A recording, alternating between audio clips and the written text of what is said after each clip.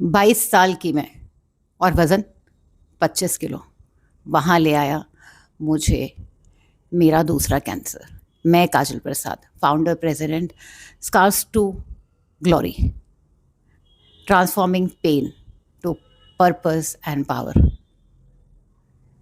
आज मेरा वही मकसद है स्कार्स टू ग्लोरी का, कि हर सर्वाइवर, चाहे वो सर्वाइवर रिलेशनशिप का है, चाहे वो कैंसर का है, किसी इलनेस का है, या किसी भी तरीके का इमोशन है, इमोशन से के पेन से गुजर रहा है, उन्हें एक धरातल पे लाके खड़ा करना, ताकि वो ज़िंदगी में आगे बढ़ पाए।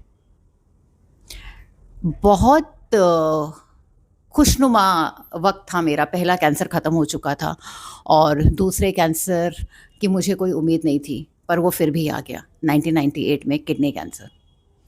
पहले कैंसर की यादें बहुत ज़्यादा थीं।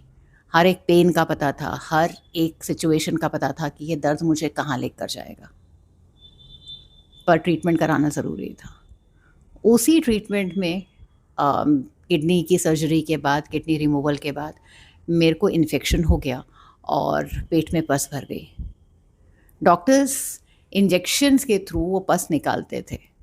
उस टाइम पे मेडिकल इतना एडवांस नहीं था जो आज है। और एक दिन, मुझे याद है वो मेरे जन्मदिन था, 24 दिसंबर 1998, और मेरा पेट जो है वो खुल गया। सुबह से मुझे स्मेल आ रही थी कुछ सड़े हुए की, और मैं अपनी मम्मी को ये बात बोल रही थी कि मुझे ना स्मेल आ रही है, मुझे बदबू फील हो रही है। लेकिन क्योंकि वो डायबिटीज़ की पेशेंट थी और मुझे बहुत सालों से 95 में जब मेरी सर्जरी हुई तब से वो मेरा ध्यान रख रही थी, तो वो थक गई थी और उन्होंने मुझे डांट दिया कि कोई स्मेल नहीं आ रही है।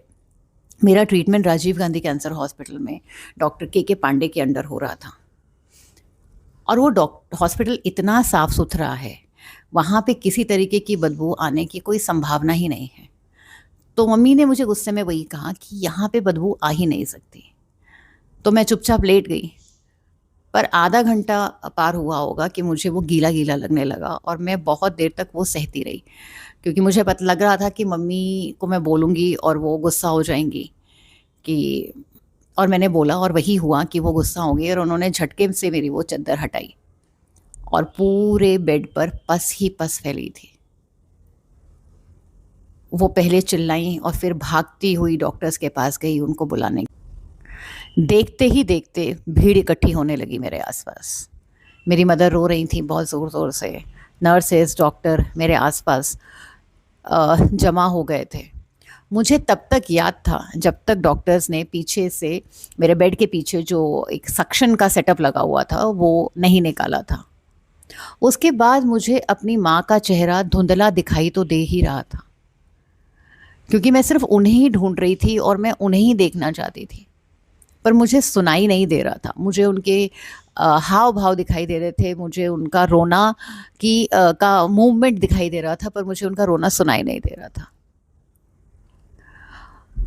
मुझे नहीं पता उसके बाद मैं बेहोश हुई, क्या हुआ, लेकिन जब मैं वापस, मुझे होश आया, तो ना तो सर्दी थी ना ही गर्मी थी, एक सुहावना सा मौसम था।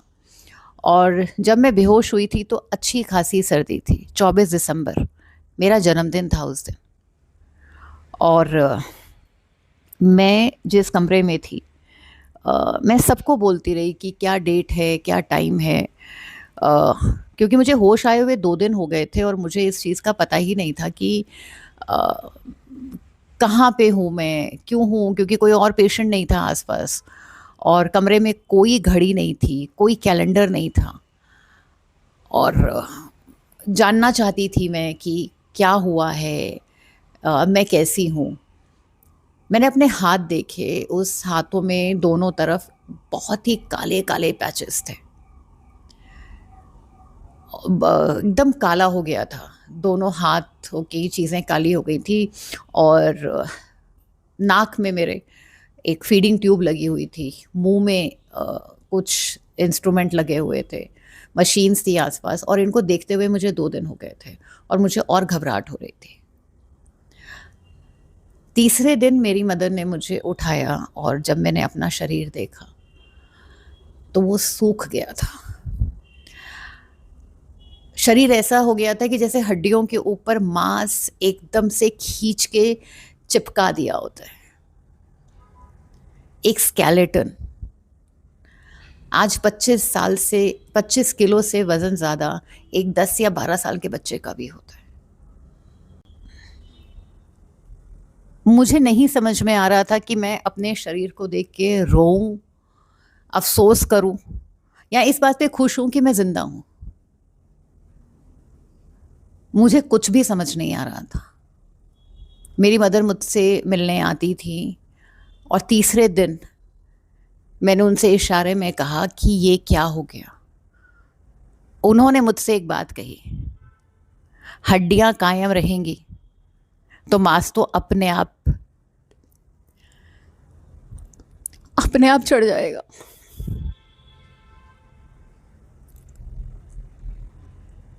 मांस तो आ ही जाता है।